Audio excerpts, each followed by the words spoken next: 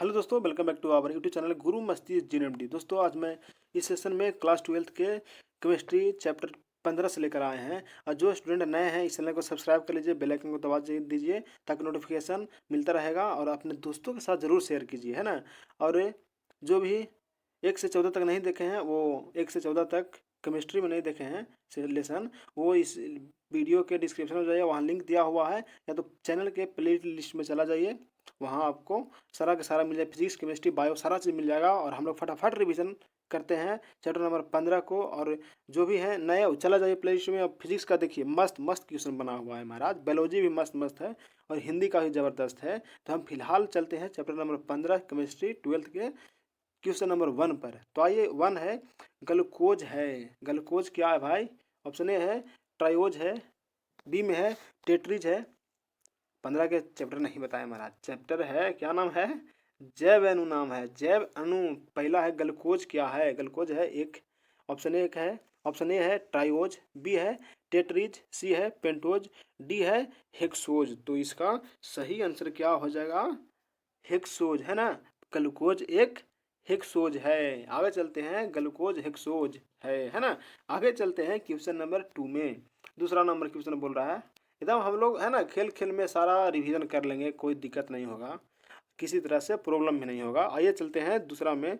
कौन सा विटामिन की कमी से रतौंधी होता है? बहुत ही सिंपल क्वेश्चन और स्टार्टिंग हुआ है, और स्टार्टिंग में हम आप लोग को एक क्वेश्चन छोड़ने वाले हैं। यहाँ दूसरा नंबर क्वेश्चन आप लोग कमेंट में दीजिएगा, ठीक है। आप लोग कमेंट में दीजिएगा। आगे चलते हैं हम तीसरा नंबर क्वेश्चन पर। तीसरा नंबर क्वेश्चन है, निम्नलिखित शुगर में से निम्नांकित शुगर में से सबसे मीठा कौन है भाई? ऑप्शन ए है ग्लूकोज, ऑप्शन बी है लैक्टोज, ऑप्शन सी सुक्रोज, या डी होगा फ्रक्टोज। तो इसका सही आंसर क्या हो जाएगा?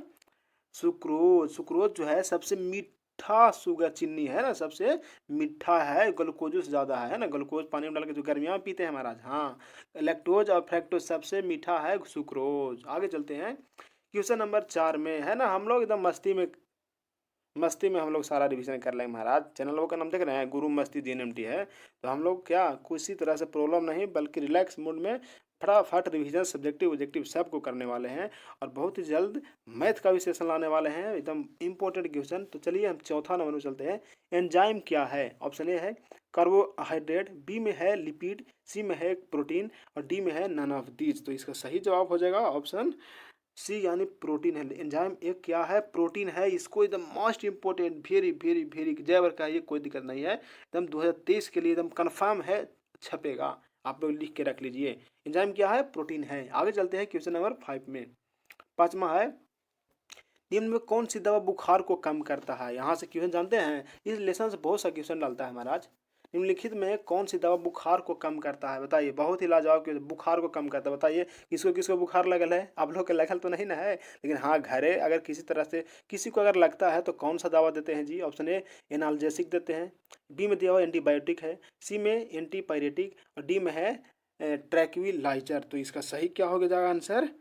एंटीपायरेटिक दवा देते हैं, है ना। क्योंकि किसी को अगर बुखार लग जाता है तो, ठीक है, किस तरह से दिक्कत नहीं। तो हम आगे चलते हैं। ग्लिसरॉल है एक, ग्लिसरॉल क्या है जी? ऑप्शन ए है प्राइमरी एल्कोहल, बी में है सेकेंडरी एल्कोहल, और सी में है टर्शियरी एल्कोहल, और डी में है ट्राईहाइड्रिक एल्कोहल।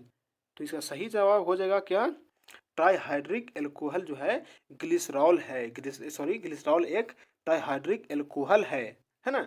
आगे चलते हैं क्वेश्चन नंबर 7 में। देख रहे हैं कितना मस्त मजा आ रहा है हम लोग को रिवीजन करने में, किसी तरह से प्रॉब्लम नहीं, रुकावट नहीं, नो बकवास, सीधा रिवीजन। 7 नंबर क्वेश्चन है, ग्लूकोज में कायरल कार्बन, क्या बोला? ग्लूकोज में कायरल कार्बन की संख्या है कितनी है? ऑप्शन ए है 4, बी में है 5, सी में है 3, और डी में है 1। तो इसका सही आंसर क्या हो जाएगा? 4 हो जाएगा। ग्लूकोज में कायरल कार्बन की संख्या 4 होती है। आगे चलिए क्वेश्चन नंबर 8 में। फलों की शर्करा माने मीठापन क्या कहलाती है? ऑप्शन ए है ग्लूकोज, बी है फ्रक्टोज, सी है मेनोज, और डी है गलेक्टोज। तो इसका सही आंसर क्या हो जाएगा? फल है तो फ्रक्टोज, है ना जी।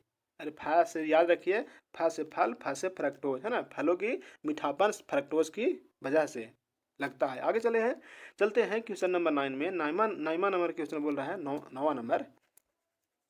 चलिए क्या बोल रहा है, निम्नलिखित में कौन सा कार्बोहाइड्रेट पॉलीसैकेराइड श्रेणी का सदस्य किसका श्रेणी का पॉलीसैकेराइड श्रेणी का सदस्य है, कौन है भाई? ऑप्शन ए है ग्लूकोज, बी है मेनोज, या सी होगा स्टार्च, या डी होगा सुक्रोज। तो इसका सही जवाब हो जाएगा क्या? स्टार्च। क्या हो जाएगा? स्टार्च जो होगा वो सही हो जाएगा, यानी यह जो है पॉलीसैकेराइड श्रेणी का सदस्य है। आगे चलते हैं क्वेश्चन नंबर 10 में। सुक्रोज उदाहरण प्रस्तुत करता है किसका? मोनोसैकेराइड का। बी में है डाइसैकेराइड, सी में है ट्राइसैकेराइड, और डी में है पॉलीसैकेराइड। तो इसका सही जवाब हो जाएगा ऑप्शन बी, यानी मैनोज का। Sorry sorry sorry sorry mistake, नीचे ना दिख रहे हैं जी। क्या बोले? बी डाइसैकेराइड का। सुक्रोज उदाहरण किसका है? किसका प्रस्तुत करता है? सुक्रोज किसका उदाहरण प्रस्तुत करता है? डाइसैकेराइड का। ठीक है, आगे चलते हैं क्वेश्चन नंबर 11 में। 11 नंबर क्या बोल रहा है? विटामिन की खोज सभी को पता है ना जी, इसको छोड़ दें?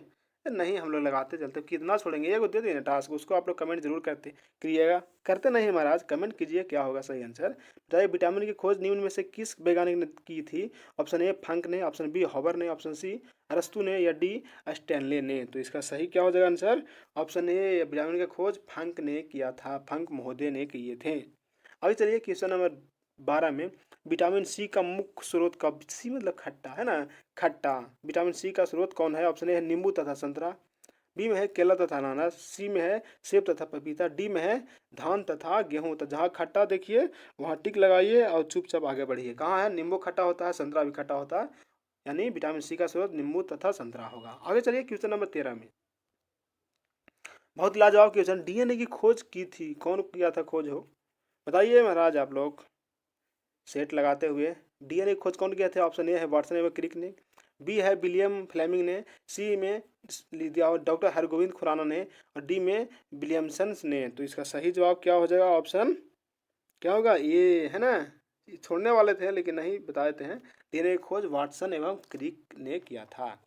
आगे देखिए 14 नंबर, हीमोप्रोटीन क्या बोल रहा है? हीमोप्रोटीन मिलती है किससे मिलता है हीमोप्रोटीन? बी ए दूध से, दूध में मिलता है, बी में रक्त में, सी है वसा में, या डी फलों में। किसमें मिलता है? क्या हीमोप्रोटीन किसमें मिलता है? बताइए। बी, यानी रक्त में मिलता है। हीमोग्लोबिन होता है ना, उसी हीमोप्रोटीन हीमोग्लोबिन में ही मिलता है। यानी हीमोग्लोबिन किसमें होता है? रक्त में। रक्त हीमोग्लोबिन की वजह से लाल होता है, और हीमोग्लोबिन में ही हीमोप्रोटीन पाया जाता है, यानी फाइनली आंसर बी रक्त होगा। आगे चलते हैं क्वेश्चन नंबर 15। कोई बकवास नहीं, सीधा रिवीजन मोड में हम लोग अभी हैं, और किसी को बात नहीं सुनेंगे अभी, है ना, हम लोग अभी रिवाइज करेंगे। चलिए 15 देखते हैं। एमिनो एसिड्स की, किसका? एमिनो एसिड्स की श्रेणी का सबसे छोटा एवं प्रथम सदस्य का उदाहरण है, कौन है? सीरीन है, बी में वेलिन होगा, सी एलेनिन होगा, या डी ग्लाइसिन होगा। तो इसका सही आंसर क्या हो जाएगा? ग्लाइसिन, है ना, ग्लाइसिन हो जाएगा। चलिए आगे चलते हैं 16 नंबर में। सीढ़ीनुमा संरचना पाई जाती है, सीढ़ी नुमा, चढ़े वाला नहीं बल्कि ऐसे ऐसे ऐसे, है ना, यानी सीढ़ीनुमा संरचना पाई जाती है किसमें? ऑप्शन ए है डीएनए में, ऑप्शन बी है आरएनए में, ऑप्शन सी है प्रोटीन में, और ऑप्शन डी है कार्बोहाइड्रेट में। तो सही आंसर डीएनए हो जाएगा, है ना। इसमें क्या पाया जाता है? सीढ़ीनुमा संरचना पाई जाती है किसमें? डीएनए में। याद रखिएगा, बहुत ही लाजवाब क्वेश्चन है, इसको VVI मारिए। फिलहाल आगे चलते हैं क्वेश्चन नंबर 17 में। क्या है? फास्फेट बंध मिलता है, फास्फेट बंध किसमें मिलता है? ऑप्शन ए प्रोटीन में, ऑप्शन बी है कार्बोहाइड्रेट्स में, सी है वसा में, और डी है नाभिकीय अम्लों में। फास्फेट बंध किसमें मिलता है? बोला क्या बोल रहा है? फास्फेट, फास्फेट मिलेगा नाभिकीय अम्लों में, है ना। नाभिकीय अम्लों में क्या मिलेगा? फास्फेट बंध मिलेगा। समझ रहे हैं? चलिए आगे चलते हैं 18 नंबर में। संदेशवाहक है ना, संदेशवाहक होते हैं, मैंने अनुभव होता है। ऑप्शन ए है डीएनए, बी में दिया हुआ है टीआरएनए, सी में दिया हुआ है एमआरएनए, और डी में है आरआरएनए। तो इसका सही और सटीक आंसर हो जाएगा ऑप्शन सी, यानी एमआरएनए में संदेशवाहक होता है। आरएनए जो है, एमआरएनए जो होता है उसमें हम लोग को संकेत होता है संदेशवाहक है। ठीक है, आगे चलते हैं क्वेश्चन नंबर 19 में। एंजाइमों की क्रिया हेतु उपयुक्त तापमान, एंजाइमों को क्रिया करने के लिए कितना डिग्री की तापमान की आवश्यकता होती है? ऑप्शन ए है 20 से 45 डिग्री, बी में है 30 से 60 डिग्री, सी में है 35 से 70 डिग्री, और डी में है 50 से 100 डिग्री। तो इसका सही जवाब हो जाएगा 20 से 45 डिग्री, है ना। एंजाइमों की क्रिया के लिए उपयुक्त तापमान कितना है? 20 से 45 डिग्री इसको आप लोग VPI मारिए। आगे 20 में निम्न में से एस्टर कौन है? निम्न में से एस्टर है कौन? तेल है, बी में वसा है, सी मोम है या डी लिपिड है। तो इसका सही जवाब क्या हो जाएगा? मोम। मोम में क्या होता है? एस्टर। एस्टर कौन है? मोम है। ठीक है, आगे चलिए क्वेश्चन नंबर 21 में। 21वां नंबर क्वेश्चन है, वसा के साथ आंत में, किसमें? आंत में अवशोषित होने वाले विटामिन, वसा के साथ आंत में और कौन सा विटामिन अवशोषित होती है? Option A D, option B दिया हुआ है ए बी, और ऑप्शन सी में दिया हुआ ए सी, ऑप्शन डी में है बी डी। तो इसका सही जवाब हो जाएगा ए और डी, है ना। वसा के साथ आंत में ए विटामिन और डी विटामिन भी अवशोषित होता है। आगे चलिए क्वेश्चन नंबर 22 में, उदासीन एमिनो अम्ल का उदाहरण है। उदासीन कैसा? उदासीन एमिनो अम्ल का उदाहरण कौन है? ऑप्शन ए है ग्लाइसिन, बी में है एस्पार्टिक अम्ल, सी में है ग्लूटामिक अम्ल और डी में है हिस्टेडिन। तो इसका सही आंसर हो जाएगा ऑप्शन ए यानी ग्लाइसिन होगा, है ना। उदासीन एमिनो अम्ल का उदाहरण एक ग्लाइसिन भी है। चलिए आगे चलते हैं क्वेश्चन नंबर 23 में। 23 क्वेश्चन बोल रहा है, क्षारीय एमिनो अम्ल का उदाहरण है। क्षारीय कैसा? क्षारीय एमिनो अम्ल का उदाहरण कौन होगा? ऑप्शन ए है सीरिन, बी है सिस्टीन, सी में है हिस्टीन और डी में है वैलिन। तो इसका सही जवाब हो जाएगा हिस्टेडिन, है ना। क्षारीय एमिनो अम्ल का उदाहरण हिस्टेडिन है। समझ गए? आगे चलते हैं, रेड लेते हैं। प्रोटीन के विघटन का अंतिम उत्पाद है कौन है? प्रोटीन के विघटन का अंतिम उत्पाद कौन है? ऑप्शन ए है पेप्टाइड, बी में है एमिनो अम्ल, सी में है कार्बोहाइड्रेट और डी में है वसा। यानी प्रोटीन के विघटन का अंतिम उत्पाद कौन हो जाएगा? कौन हो जाएगा? एमिनो अम्ल हो जाएगा, है ना। प्रोटीन के विघटन का अंतिम उत्पाद एमिनो अम्ल हो जाएगा। आगे चलते हैं क्वेश्चन नंबर 25, स्टार्च अथवा सेल्यूलोज, स्टार्च अथवा सेल्यूलोज के जल अपघटन से क्या प्राप्त होता है? ऑप्शन ए है ग्लूकोज प्राप्त होगा, बी में है फ्रक्टोज, सी में है मैनोज और डी में है सुक्रोज। यानी क्या बोला? स्टार्च अथवा सेल्यूलोज के जल अपघटन से हमको ग्लूकोज प्राप्त होता है। ठीक है, आगे चलते हैं क्वेश्चन नंबर 26 में, अम्लीय एमिनो अम्ल का, क्या बोला? अम्लीय एमिनो अम्ल का उदाहरण है कौन है? ग्लाइसिन हो, बी वैलिन दिया हुआ है, सी में सीरिन है और डी में एस्पार्टिक एसिड है। तो इसका सही और सटीक आंसर हो जाएगा ऑप्शन डी यानी एस्पार्टिक एसिड बनता है अम्लीय एमिनो अम्ल का एक उदाहरण कौन है? Aspartic acid. आगे चलिए क्वेश्चन नंबर 27 में, क्षारीय एमिनो एसिड का उदाहरण है। क्षारीय एमिनो एसिड का उदाहरण कौन है? ऑप्शन ए है ग्लूटामिक एसिड, बी में है हिस्टिडीन, सी में है फेनिल एलिलीन और डी में है ल्यूसीन। तो इसका सही जवाब क्या हो जाएगा? सही जवाब इसका हो जाएगा हिस्टिडीन, है ना। हिस्टिडीन क्षारीय एमिनो अम्ल एसिड का उदाहरण है। ठीक है, आगे देखिए क्वेश्चन नंबर 28 में, कोशिका का पावर हाउस सभी को पता होगा, है ना। एकदम सिंपल क्वेश्चन है ना। कोशिका का पावर हाउस कहलाता है क्या? ऑप्शन ए है गोल्जी बॉडी, बी में है लाइसोसोम, सी में है माइटोक्रोम्स, डी में है माइटोकॉन्ड्रिया। तो इसका सही जवाब क्या हो जाएगा? माइटोकॉन्ड्रिया, है ना। कोशिका का पावर हाउस माइटोकॉन्ड्रिया को बोलते हैं। आगे चलते, लाइसोसोम जो है आत्महत्या की थैली है, ये जो है आत्महत्या की थैली है, लेकिन कोशिका का पावर हाउस माइटोकॉन्ड्रिया है। आगे चलिए क्वेश्चन नंबर 29 में, मनुष्य की अग्नाशय द्वारा, किसके द्वारा? मनुष्य की अग्नाशय द्वारा स्रावित हार्मोन्स का नाम क्या है? Option A thyroid, option B है इंसुलिन, ऑप्शन सी है एमाइलॉप्सिन, डी में है एस्टीएप्सिन। तो इसका सही और सटीक जवाब हो जाएगा ऑप्शन बी यानी इंसुलिन। मनुष्य की अग्नाशय द्वारा स्रावित हार्मोन इंसुलिन है। ठीक है, बहुत अच्छा क्वेश्चन है एग्जाम को दृष्टि से। चलिए इसको भी मारिए।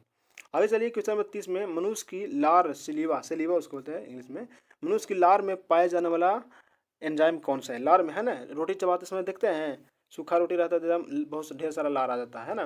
वो यानी मनुष्य की लार में कौन सा एंजाइम पाया जाता है? ऑप्शन ए है टाइलिन, बी में है ट्रिप्सिन, सी में है एमाइलॉप्सिन और डी में है एटीएप्सिन। तो इसका सही जवाब क्या हो जाएगा? इसका सही जवाब हो जाएगा टाइलिन, है ना। मनुष्य की लार में टाइलिन पाया जाता है, इसको आप लोग VVI मार लीजिए।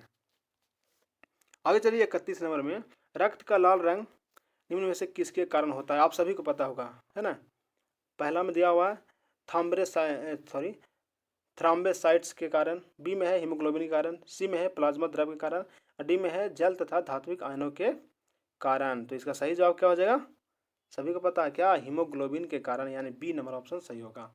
आगे चलिए क्वेश्चन नंबर 32 में रक्त का पीएच मान कितना होता है? ऑप्शन ए है 2.0 से 3.0 के बीच, बी में है 3.0 से 5.0 के बीच, सी में है 6.0 से 10.0 के बीच और डी में है 7.2 से 7.5 के बीच। तो इसका सही क्या हो जाएगा? 7.2 से 7.5 के बीच किसका मान? रक्त का मान होता है ना। चलिए आगे चलते हैं। दूध में मिलने वाला प्रोटीन, दूध में कौन सा प्रोटीन मिलता है? ऑप्शन ए है केसिन, बी में है एल्बुमिन, सी में है ग्लोबुलिन और डी में है हीमोप्रोटीन। तो इसका सही आंसर केसिन हो जाए। क्या होगा? केसिन। दूध में कौन सा प्रोटीन मिलता है? केसिन मिलता है। चलिए आगे 34 में, नए लोग सेशन को लाइक कर दीजिएगा और दोस्तों के साथ शेयर कर दीजिएगा। 34 क्या है? निम्न में से किस एंजाइम द्वारा प्रोटीन का पाचन होता है? निम्न में से किस एंजाइम द्वारा प्रोटीन का पाचन होता है? ऑप्शन ए है टाइलिन द्वारा, ऑप्शन बी में है लाइपेज द्वारा, सी में है जाइमेज द्वारा और डी में है पेप्टाइड्स द्वारा। तो सही आंसर हो जाएगा डी, यानी पेप्टाइड्स के द्वारा प्रोटीन का पाचन होता है। ठीक है, अब चलते हैं आगे क्वेश्चन नंबर 35 में। 35 का क्वेश्चन है, निम्न में से किस श्रेणी के उपापचयन में सर्वाधिक ऊर्जा मुक्त होती है? ऑप्शन ए में दिया हुआ है, ऑप्शन ए में है प्रोटीन, ऑप्शन बी है कार्बोहाइड्रेट, ऑप्शन सी है वसा और ऑप्शन डी है लिपिड। तो इसका सही और सटीक आंसर हो जाएगा ऑप्शन डी, यानी लिपिड हो जाएगा। क्या हो जाएगा? लिपिड। ठीक है, इनमें किस श्रेणी के उपापचयन में सर्वाधिक ऊर्जा मुक्त होती है? तो लिपिड में। ठीक है, आगे चलिए क्वेश्चन नंबर 36 में। 36 बोल रहा है, रक्त के तरल अवयव प्लाज्मा का कुल परसेंट होता है। प्लाज्मा का कुल कितना परसेंट होता है? ऑप्शन ए है 15%, बी है 35%, सी है 45% और डी है 55%। तो इसका सही आंसर क्या हो जाएगा? ऑप्शन डी, यानी 55% पाया जाता है। यानी रक्त के तरल अवयव में प्लाज्मा का कुल 55% पाया जाता है। इसको आप लोग VVI मार लीजिए। ठीक है, आगे चलते हैं क्वेश्चन नंबर 37 में। 37 नंबर क्वेश्चन बोल रहा है, कार्बोहाइड्रेट्स का परीक्षण किया जाता है। किसका? कार्बोहाइड्रेट का परीक्षण किया जाता है। ऑप्शन ए में है मॉलिस परीक्षण द्वारा, बी में है बायोरेटिक परीक्षण द्वारा, सी में है जेंथोप्रोटिक परीक्षण द्वारा और डी में है हाइड्रिन परीक्षण द्वारा। तो इसका सही जवाब होगा ए, मॉलिस परीक्षण के द्वारा हम कार्बोहाइड्रेट का परीक्षण करते हैं। चलिए आगे चलते हैं, क्वेश्चन नंबर 37 हो गया। 38 देखिए, तीन विभिन्न एमिनो अम्लों द्वारा उत्पन्न ट्राइपेटाइड की संख्या कितना होती है? ऑप्शन ए है 3, ऑप्शन बी है 4, ऑप्शन सी है 5, ऑप्शन डी है 6। तो इसका सही आंसर हो जाएगा ऑप्शन डी, यानी 6 होता है। कितना होता है? 6 होता है, 6। आगे चलिए क्वेश्चन नंबर 39 में, एमिनो अम्लों के क्रियात्मक समूह होता है। किसका बोल रहा है? एमिनो अम्ल के क्रियात्मक समूह बोला है। ऑप्शन में ए में दिया हुआ COOH, बी में है NH2 और सी में है CH3 और डी में है ए एवं बी दोनों। एमिनो अम्ल के बोला है तो दोनों हो सकता है, ये भी हो सकता है NH2 और CH3 भी, सॉरी CH3 नहीं होगा, ये होगा, हटाइए इसको, यानी डी हो जाएगा, अर्थात ए और बी दोनों यह जो है एमिनो अम्ल के क्रियात्मक समूह होता है। ठीक है, आगे चलिए क्वेश्चन नंबर 40 में। 40 बोल रहा है, वसा के साथ अवशोषित विटामिन है। वसा के साथ अवशोषित विटामिन है आंतों में। किसमें? आंत में बोल रहा है। ऑप्शन ए में दिया हुआ है ए और डी, बी में दिया हुआ है ए और बी और सी में दिया हुआ है ए और सी और डी में दिया हुआ है डी और बी। तो इसका सही आंसर हो जाएगा ऑप्शन ए। ठीक है, ऑप्शन ए सही हो जाएगा। आगे चलिए क्वेश्चन नंबर 41 में, थोड़ा बड़ा कर देते हैं। 41 बोल रहा है, कौन सा एमिनो अम्ल किरेल है? ऑप्शन ए में है कौन सा एमिनो अम्ल किरेल है? ऑप्शन ए में है एलानिन, बी में है वैलिन, सी में प्रोलिन है और डी में है इनमें से कोई नहीं। तो इसका सही आंसर हो जाएगा डी, इनमें से कोई नहीं है ना, किरेल कोई नहीं है। ठीक है, आगे चलते हैं क्वेश्चन नंबर, कौन सा जैव 42 में, कौन सा जैव अणु जल में अम्लीय है? कौन सा जैव अणु जल में अविलेय है, ऑप्शन ए है अल्फा क्रिएटिन, बी में है हीमोग्लोबिन, सी में है राइबोन्यूक्लिक एसिड, है ना, और डी में है एडिनिन। तो इसका सही आंसर हो जाएगा ऑप्शन ए, यानी अल्फा क्रिएटिन जो है जैव अणु जल में अविलेय है, मतलब घुलनशील जल में नहीं है। कौन? Alpha creatine. आगे चलिए क्वेश्चन नंबर 43 में। 43 का क्वेश्चन है, कौन सा प्रोटीन रक्त का थक्का जमाता है ना, कौन सा प्रोटीन जो है वो रक्त का थक्का जमाता है। ऑप्शन ए में दिया हुआ है एल्बुमिन, बी में है ग्लोबुलिन, और सी में है फिब्रोइन, और डी में है फिब्रिनोजन। तो इसका सही आंसर हो जाएगा ऑप्शन डी, यह जो प्रोटीन जो है वो रक्त का थक्का जमाने में उपयोग करता है। चलिए आगे चलते हैं क्वेश्चन नंबर 44 में। 44 का है, निम्नलिखित में कौन कृत्रिम मीठा अभिकर्ता है। मीठा कौन? कृत्रिम मीठा, प्राकृतिक रूप से नहीं, जो मनुष्य बनाता है उसको कृत्रिम बोलते हैं। कृत्रिम मीठा अभिकर्ता है, ऑप्शन ए है सैकरीन, ऑप्शन बी में है क्या है एस्पार्टेस, बी, और डी में है, सी में है सोडियम साइक्लोमेट, और डी में है इनमें से कोई नहीं। तो इसका सही जवाब क्या हो जाएगा? कोई नहीं है ना, कोई भी नहीं है जो कृत्रिम मीठा अभिकर्ता है, ना सैकरीन है, नहीं एस्पार्टेम है, नहीं सोडियम साइक्लोमेट है यहाँ पास। चलिए आगे चलते हैं क्वेश्चन नंबर 45 में। 45 का बोल रहा है, निम्न में कौन सा ग्लाइकेसाइडिक बंधन नहीं बनाता है। ऑप्शन ए है सुक्रोज, ऑप्शन बी है एमिलोस, ऑप्शन सी है ग्लूकोज, या ऑप्शन डी होगा माल्टोज। तो इसका सही क्या हो जाएगा आंसर? ग्लूकोज। ग्लूकोज जो है ग्लाइकोसाइडिक बंधन नहीं बनाता है। ठीक है, अब हम आगे चलते हैं क्वेश्चन नंबर 46 में। 46 का आंसर है, एमिनो अम्ल बनाते हैं। कोई रिवीजन, कोई बकवास नहीं, हम लोग डायरेक्ट रिवीजन मोड में बने रहिए। बोले सर बार बार कहाँ बोल रहे हैं इसलिए कि आप लोग डिसमिस ना हो जाएं, समझ रहे हैं ना। हम लोग डिमोटिवेट, आप लोग डिमोटिवेट ना हो जाए, एकदम डिमोटिवेट में रहिए और लगातार रिवीजन करते रहिए। आगे, एमिनो अम्ल बनाते हैं, कौन बनाता है? ऑप्शन ए है कार्बोहाइड्रेट्स, बी में है विटामिन, सी में है वसा, और डी में है प्रोटीन। तो इसका सही आंसर क्या हो जाएगा? इसका सही आंसर हो जाएगा वसा हो जाएगा। क्या हो जाएगा? वसा। एमिनो अम्ल कौन बनाता है?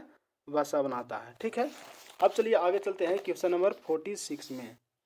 46 का क्वेश्चन बोल रहा है, जैव प्रक्रम में एंजाइम होते हैं। जैव प्रक्रम में एंजाइम होते हैं, कौन एंजाइम होते हैं? ऊर्जा देने वाले होते हैं। बी में दिया रोग प्रतिरोधक होते हैं, सी में दिया हुआ ऑक्सीजन का संवहन होते हैं, और डी में दिया हुआ है जैव उत्प्रेरक होते हैं। तो इसका सही आंसर क्या हो जाएगा? ऑप्शन डी, क्या होते हैं? जैव उत्प्रेरक होते हैं, अर्थात सॉरी ऑप्शन डी मारिए, डी होगा, अर्थात कहाँ गया जी, डी, है ना। जैव प्रक्रिया में एंजाइम होते हैं जैव उत्प्रेरक। आगे देखिए क्वेश्चन नंबर 48, निम्न में कौन सा शर्करा अधिक स्वादिष्ट है। कौन सा जो इसमें चीनी है वह सर्वाधिक अधिक स्वादिष्ट देता है? यह है option A sucrose, option B glucose, option C fructose, और ऑप्शन डी है माल्टोज। तो इसका सही और सटीक आंसर हो जाएगा ऑप्शन सी, यानी फ्रक्टोज जो है, सॉरी फ्रक्टोज यानी सी जो है अधिक स्वादिष्ट देता है। फ्रक्टोज किस में बोले थे? फलों में। किस में बोले थे? फ्रक्टोज किस में होता है? फल में। फल वाला रस देखते हैं कितना अच्छा लगता है ना, स्वादिष्ट होता है वही ज़्यादा। चलिए आगे चलते हैं क्वेश्चन नंबर 49 बोल रहा है, एस्कॉर्बिक अम्ल है। एस्कॉर्बिक अम्ल कौन है? ऑप्शन ए विटामिन, एस्कॉर्बिक अम्ल है कौन? विटामिन है, या बी एंजाइम है, या सी प्रोटीन है, या डी एमिनो अम्ल है। तो इसका सही आंसर क्या हो जाएगा? इसका सही आंसर ऑप्शन ए हो जाएगा, यानी एस्कॉर्बिक अम्ल एक अम्ल होता है। आगे चलिए क्वेश्चन नंबर 50 में, न्यूक्लिक एसिड क्षार में दो बंध जगह होती है। क्या बोला? न्यूक्लिक एसिड क्षार में दो बंध जगह होती है। Option A thymine, option B cytosine, C है ग्वानिन, और डी है एडेनिन। तो इसका सही आंसर हो जाएगा, क्या हो जाएगा? सी, यानी ग्वानिन होती है। आगे चलिए क्वेश्चन नंबर 51 में, हेलिकल संरचना प्रोटीन के लिए अस्थायी कौन होता है? हेलिकल कौन है? हेलिकल संरचना प्रोटीन के लिए अस्थायी कौन होता है? ऑप्शन ए है डाइपेप्टाइड अबंध में, बी है हाइड्रोजन अबंध में, सी है ईथर अबंध में, और डी है पेप्टाइड अबंध में। तो इसका सही क्या हो जाएगा आंसर? हाइड्रोजन अबंध में, यानी ऑप्शन बी यही जो है हेलिकल संरचना प्रोटीन के लिए अस्थायी होता है। कौन? हाइड्रोजन अबंध। आगे चलिए क्वेश्चन नंबर 52 में। 52 बोल रहा है कौन सा क्षार आरएनए में होता है, डीएनए में नहीं। कौन सा क्षार जो है, थोड़ा बड़ा कर देते हैं, कौन सा क्षार जो है वो आरएनए में तो होता है लेकिन डीएनए में नहीं होता है। कौन? ऑप्शन है यूरेसिल, बी में है साइटोसिन, सी में दिया हुआ ग्वानिन और डी में दिया हुआ है थाइमिन। तो इसका सही आंसर क्या हो जाएगा बताइए आप लोग। बहुत ही सिंपल क्वेश्चन है, आप लोग पढ़े होंगे तो बता दीजिएगा क्या हो जाएगा। यूरेसिल जो होता है सिर्फ आरएनए में होता है, डीएनए में नहीं होता है। ठीक है, आगे चलिए क्वेश्चन नंबर 53 में। 53 बोल रहा है सेलुलोज के पूर्ण जल अपघटन, किसका? सेलुलोज के पूर्ण जल अपघटन से प्राप्त क्या होता है? ऑप्शन ए में दिया है एल ग्लूकोज, बी में है डी फ्रक्टोज, सी में है, यहाँ सी होगा, सी में है डी राइबोज और डी में है डी ग्लूकोज। डी में डी ग्लूकोज, तो सही आंसर हो जाएगा डी ही होगा, यानी डी ग्लूकोज हो जाएगा। यानी कि सेलुलोज के पूर्ण अपघटन से डी ग्लूकोज की प्राप्ति होती है। आगे चलिए क्वेश्चन नंबर 54 में कोशिका भित्ति, किसका? कोशिका भित्ति मुख्यतः बनी होती है। कोशिका भित्ति किसकी बनी होती है? ऑप्शन ए फास्फोलिपिड की, बी में दिया प्रोटीन की, सी में वसा की और डी में कार्बोहाइड्रेट की। तो सही आंसर क्या हो जाएगा, है ना, फास्फोलिपिड की कोशिका भित्ति बनी होती है। चलिए आगे चलते हैं क्वेश्चन नंबर 55 में। 55 का क्वेश्चन है थोड़ा प्रोटीन संश्लेषण। प्रोटीन संश्लेषण में कौन सा क्रियात्मक समूह डाइसल्फाइड अबंध में भाग लेता है? ऑप्शन ए थायोईथर, बी है थायोल, सी है थायोएस्टर और डी है थायोल एसीटोन। तो सही आंसर हो जाएगा थायोल, यानी कि प्रोटीन संश्लेषण में कौन सा क्रियात्मक समूह डाइसल्फाइड अबंध में भाग लेता है? तो थायोल लेता है भाग की, थायोल लेता है। ठीक, आगे चलिए क्वेश्चन नंबर 56 में। 56 बोल रहा है न्यूक्लिक अम्लों में क्रम रहता है। न्यूक्लिक अम्ल में कौन क्रम हो रहता है? ऑप्शन ए है भस्म, उसके बाद फास्फेट, उसके बाद शुगर, बी में है भस्म शुगर तब फास्फेट, सी में है शुगर भस्म फास्फेट और डी में है फास्फेट भस्म शुगर। तो इसका सटीक आंसर क्या होगा? भस्म शुगर फास्फेट, ऑप्शन बी। हम शुगर बोल रहे हैं, शुगर नहीं, शुगर मतलब चीनी, है ना। न्यूक्लिक अम्लों का क्रम कौन है? भस्म पहले होगा, उसके बाद शुगर होगा, उसके बाद फास्फेट होगा। ठीक है, आगे चलिए 57 में। 57 बोल रहा है कार्बोहाइड्रेट को, किसको? कार्बोहाइड्रेट को जल आंशित होकर 3 से लेकर 10 मोनोसेकेराइड इकाई प्रदान करते हैं, उसे क्या कहते हैं? Option A monosaccharide, B disaccharide, C oligosaccharide या डी पॉलीसेकेराइड बोलते हैं। तो इसका सही आंसर क्या बोलते हैं? ओलिगोसेकेराइड बोलते हैं। आगे चलिए क्वेश्चन नंबर 58 में। 58 बोल रहा है सुक्रोज का सूत्र क्या होता है? सभी को पता होना चाहिए, है भी। सुक्रोज का सूत्र क्या होता है? ऑप्शन ए है C12H22O12, बी में है C12H22O11, सी में है C12H25O11 और डी में है C12H22O10। तो इसका सही आंसर क्या हो जाएगा? C12H22O11, है ना, चीनी का, है ना, सुक्रोज वही होता है। आगे चलते हैं क्वेश्चन नंबर 59 में। अभिक्रिया OHCH2 सिंगल बॉन्ड CHOH का whole 4 single bond CHOHI heat करेंगे तो डैश एक्स में यहाँ लिख दीजिए, एक्स में उत्पाद है, एक्स क्या बनेगा? Option A fructose, B non hexane, C gluconic अम्ल और डी है इनमें से कोई नहीं। तो इसका सही आंसर क्या हो जाएगा? एन हेक्सेन प्राप्त होगा। यहाँ एक्स के जगह क्या प्राप्त होगा? N hexane. चलिए आगे चलते हैं क्वेश्चन नंबर 60 में। विटामिन ए कहलाता है, क्या कहलाता है? बहुत ही सिंपल क्वेश्चन, एकदम सिंपल है, बताइए क्या होगा? विटामिन ए क्या कहलाता है? ऑप्शन ए है स्कॉर्बिक अम्ल, बी में है रेटिनॉल, सी में है कैल्सीफेरॉल और डी में है टेकोफेरॉल। तो इसका सही क्या हो जाएगा आंसर?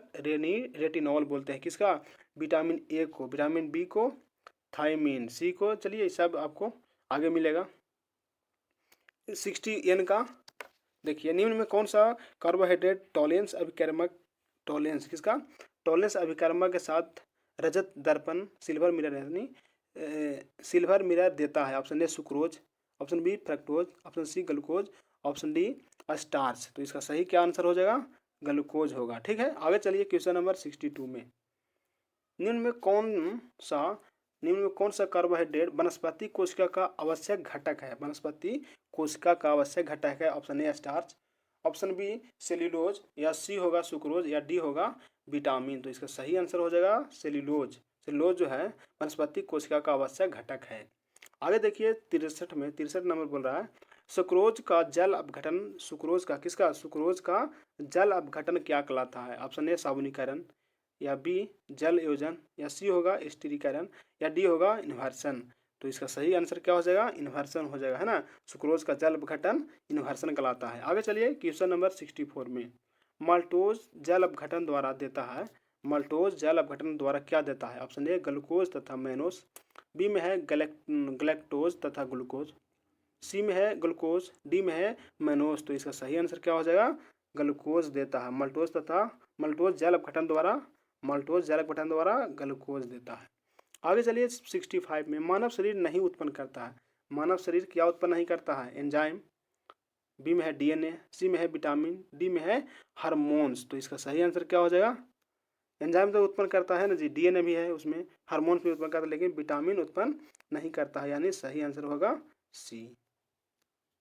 66 देखिए, निम्नलिखित में कौन एकल सैकराइड है? निम्नलिखित में कौन एकल सैकराइड, क्या बोला? एकल सैकराइड है। ऑप्शन ए में है सुक्रोज, बी में है माल्टोज, सी में है लैक्टोज और डी में है फ्रक्टोज। तो इसका सही आंसर हो जाएगा फ्रक्टोज जो है एकल सैकराइड है। कैसा है? एकल सैकराइड। आगे चलिए 67 में, निम्न में कौन स्टेरॉइड से संबंधित है? निम्न में कौन स्टेरॉइड से संबंधित है? ऑप्शन ए है विटामिन डी, ऑप्शन बी है विटामिन के, ऑप्शन सी है विटामिन बी, ऑप्शन डी है विटामिन डी। तो सही आंसर होगा विटामिन डी, यानी ऑप्शन डी, यह जो है स्टेरॉइड से संबंधित है। आगे देखिए क्वेश्चन नंबर 68 में, विटामिन सी की कमी से कौन सा रोग होता है? आप सभी को पता होगा। Option A beriberi, option B रतौंधी, ऑप्शन सी रिकेटस, या ऑप्शन डी होगा स्कर्वी। तो सही और सटीक आंसर डी हो जाएगा, यानी स्कर्वी, है ना। सी के कमी कारण स्कर्वी होता है। ठीक है, आगे चलते हैं क्वेश्चन नंबर 69 में। 69 है, निम्न में कौन ज्विटर आयन बनाने में समर्थ है? कौन सा आयन ज्विटर आयन बनाने में समर्थ है? ऑप्शन ए है H2NCH2COOH, बी में है CH3COOH, सी में है CH3CH2NH2, डी में है CH3NO2। तो इसका सटीक आंसर हो जाएगा, क्या हो जाएगा? H2NCH2COOH जो है ज्विटर आयन बनाने में समर्थ है। आगे चलिए क्वेश्चन नंबर 70 में, निम्न में कौन साधारणतया शरीर द्वारा नहीं बनाए जाते हैं? ऊपर भी आया था, ये दूसरा टाइप के है वैसा ही लेकिन थोड़ा सा डिफरेंट है। कौन नहीं बनाए जाते हैं? ऑप्शन ए एंजाइम है, बी है विटामिन, सी है प्रोटीन और डी है हार्मोन्स। तो क्या हो जाएगा? अभी जस्ट हम लगाए हैं, क्या लगाए हैं? विटामिन किसी के शरीर के द्वारा थोड़ी बनाया जाता है, बाहर से कुछ खाते होते हैं तब ना प्रोटीन विटामिन मिलता है। लेकिन प्रोटीन बनाया जा सकता है, अंदर हार्मोन भी बनता है, एंजाइम भी बनता है, लेकिन विटामिन नहीं बनता, इसलिए आंसर बी हो जाएगा। आगे चलिए क्वेश्चन नंबर 70 में, न्यूक्लिक अम्ल होते हैं, न्यूक्लिक अम्ल क्या होते हैं? न्यूक्लियोइड के बहुलक, ऑप्शन ए में है, बी में है न्यूक्लियोसाइड के बहुलक, सी में है फास्फेट एस्टर बंध द्वारा प्यूरिन भस्म के बहुलक, डी में है फास्फेट एस्टर बंध के बहुलक। न्यूक्लिक अम्ल होते हैं, कैसा होता है? न्यूक्लिक अम्ल एक न्यूक्लियोटाइड के बहुलक होते हैं। ऑप्शन ए हो जाएगा सही। आगे चलिए 72 में, 72 बोल रहा है, डीएनए तथा आरएनए में समान भस्म कौन है? डीएनए और आरएनए दोनों में समान भस्म कौन है? ऑप्शन ए है एडेनिन साइटोसिन यूरासिल, या बी होगा गुएनिन एडेनिन साइटोसिन, या सी होगा गुएनिन यूरासिल थाइमिन, या डी होगा एडेनिन थाइमिन गुएनिन। तो इसका सटीक और सही आंसर क्या हो जाएगा? गुएनिन, एडेनिन और साइटोसिन जो है डीएनए तथा आरएनए में दोनों समान भस्म हैं। ठीक है, बस थोड़ा सा और 73 देखिए, डीएनए का कार्य है, डीएनए का क्या कार्य है? ऑप्शन ए में है आरएनए को संश्लेषित करना, बी में है आवश्यक प्रोटीन को संश्लेषित करना, सी में है आनुवंशिक के विशेषताओं को एक पीढ़ी से दूसरी पीढ़ी तक ले जाना, और डी में है ए, बी तथा सी तीनों हो सकता है। तो इसका आंसर सही क्या हो जाएगा? तीनों हो सकता है, यानी कि डीएनए के प्रभाव आरएनए को संश्लेषित करना ये भी काम है, बी में आवश्यक प्रोटीनों को संचित करना ये भी काम है, और आनुवंशिक विशेषताओं को एक पीढ़ी से दूसरे पीढ़ी तक ले जाने में भी सहायक है कौन? डीएनए, यानी कि सभी सही हो जाएगा। आगे चलते हैं क्वेश्चन नंबर 74 में। 74 है, आरएनए में पाया जाने वाला प्यूरिन क्या? इसमें आरएनए में पाया जाने वाला क्या प्यूरिन भस्म है? कैसा? गुएनिन, बी थाइमिन, सी साइटोसिन, या डी यूरासिल। तो इसका सही और सटीक आंसर हो जाएगा ऑप्शन डी, यानी यूरासिल है ना। आरएनए में पाया जाने वाला प्यूरिन कौन है? प्यूरिन भस्म एक यूरासिल है। आगे चलते हैं क्वेश्चन नंबर 75 में, ग्लूकोज एक है, ग्लूकोज एक है, क्या है? मोनोसेक्राइड, बी में है डाइसैकेराइड, सी में है ओलिगोसैकेराइड और डी में है इनमें से कोई नहीं। तो इसका सही आंसर हो जाएगा ऑप्शन ए, यानी ग्लूकोज एक मोनोसैकेराइड है, याद रखिएगा, उसको VVI भी मार लीजिए। चलिए आगे चलते हैं क्वेश्चन नंबर 76 में। कैसा लग रहा है दोस्तों, मज़ा आ रहा है ना? कमेंट कीजिए आप लोग, कमेंट नहीं करते हैं महाराज, कमेंट कीजिए, उत्साह बढ़ाइए।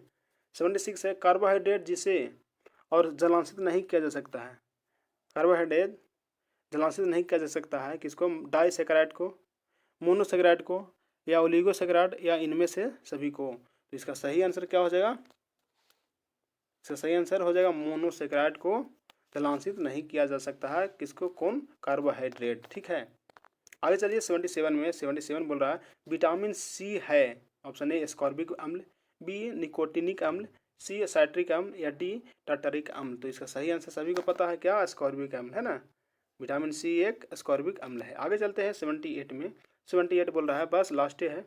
78 है, निम्नलिखित में किसके कोबाल्ट उपस्थित है? निम्नलिखित में किसमें कोबाल्ट उपस्थित है? ऑप्शन ए क्लोरोफिल में, बी हीमोग्लोबिन में, सी विटामिन सी में या डी विटामिन B12 में। तो इसका सटीक आंसर क्या हो जाएगा? B12, विटामिन B12 में क्या उपस्थित है? तो कोबाल्ट उपस्थित है। आगे देखिए 79, निम्नलिखित में किस जैव अणु का मैग्नीशियम एक प्रमुख संघटक? क्या मैग्नीशियम एक प्रमुख संघटक है? Option A haemoglobin, option B chlorophyll या सी में है फ्लोरिजन और डी में है ATP। तो इसका सटीक आंसर क्या हो जाएगा? बी यानी फ्लोरीन। अर्थात निम्नलिखित में क्लोरोफिल जैव अणु का मैग्नीशियम एक प्रमुख संघटक है। कौन? क्लोरोफिल। कौन? क्लोरोफिल। ठीक है, आगे चलिए, कहने का मतलब क्लोरोफिल में एक मैग्नीशियम भी है। चलिए आगे चलते 16, तो 16 चैप्टर हो गया ना जी। हाँ, तो हम इतना ही, अगले सेशन में लाएंगे 16 नंबर चैप्टर को।